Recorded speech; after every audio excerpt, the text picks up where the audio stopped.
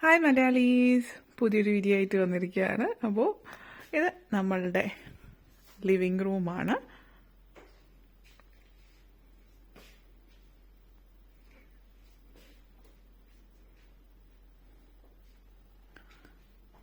ഇത് ഇത്രയാണ് നമ്മുടെ ലിവിങ് റൂമിലുള്ളത്.